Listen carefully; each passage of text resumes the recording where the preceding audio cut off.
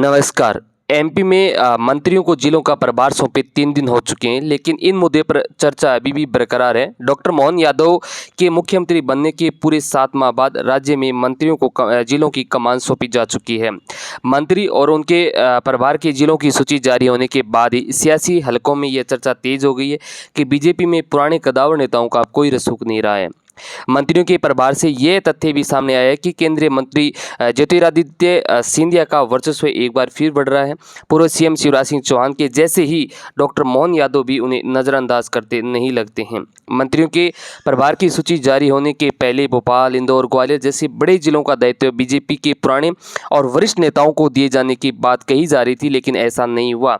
Cabinet मंत्री कैलाश विजयवर्गीय, राकेश सिंह और प्रहलाद पटेल जैसे बीजेपी के सबसे सीनियर मंत्रियों में से किसी को भी इन जिलों का प्रभार नहीं दिया गया। एक और जहां पार्टी के पुराने गद्दावर नेताओं को अहम जिलों से दूर रखा गया, वहीं सीएम डॉक्टर मोहन यादव ने केंद्रीय मंत्री ज्योतिरादित्य सिंधिया का पर्याप्त महत्व दिया है। ज्योतिरादित्य सिंधिया ने गृहनगर और गृह लोकसभा के जिलों का प्रभार उनके पसंदीदा मंत्रियों को ही सौंपा है। केंद्रीय मंत्री ज्योतिरादित्य सिंधिया जिस गुना शिवपुरी संसदीय सीट का प्रतिनिधित्व कर रहे हैं, वहां उनके 2 विश्वसनीय समर्थकों को जिलों का प्रभार दिया गया है। गुना जिले की जिम्मेदारी जहां मंत्री गोविंद सिंह राजपूत को दी गई, वहीं शिवपुरी का प्रभार है वो मंत्री प्रद्युम्न सिंह तोमर को सौंपा गया और ये दोनों ही मंत्री कांग्रेस के जमाने से ही ज्योतिरादित्य सिंधिया के खास समर्थक माने जाते हैं। सीएम मोहन भागवत के गृह लोकसभा के साथ ही केंद्रीय मंत्री ज्योतिरादित्य सिंधिया ने गृह जिला यानी ग्वालियर का दायित्व भी उनके विश्वास पात्र मंत्री तुलसी सिलावट को दिया गया और तुलसी सिलावट पहले ही ग्वालियर के ही प्रभारी मंत्री रहे हैं। गृह लोकसभा और गृह जिले की ज्योतिरादित्य सिंधिया को भरोसेमंद मंत्रियों को प्रभार देने और प्रदेश में बड़े जिलों में पार्टी के पुराने नेताओं को दावा नजरअंदाज करने का कांग्रेसी तंज कस रहे हैं। और हालांकि बीजेपी यह कहकर सफाई दे रही है कि सीएम मोहन भागवत ने पार्टी के सीनियर नेताओं को 2-2 जिलों का प्रभार दिया है। वरिष्ठ नेता कैबिनेट मंत्री राकेश सिंह को छिंदवाड़ा का प्रभार दिया है, जो कि राजनीतिक रूप से प्रदेश का सबसे महत्वपूर्ण जिला भी है।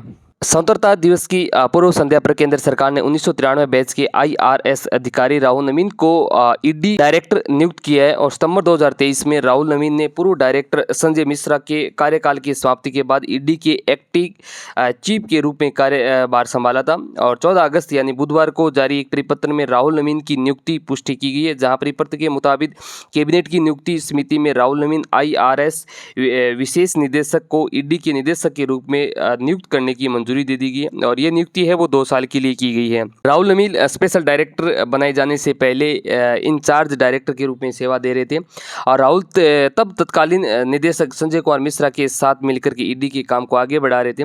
राहुल की गिनती तेज-तर्रार अफसरों में से होती है और उनका ट्रैक रिकॉर्ड भी शानदार है। राहुल नवीन इससे पहले ईडी में ही कई महत्वपूर्ण पदों पर भी काम कर चुके हैं और आर्थिक अपराधों और मनी लॉन्ड्रिंग से जुड़े कई मामलों की जांच में उन्होंने अहम भूमिका निभाई थी।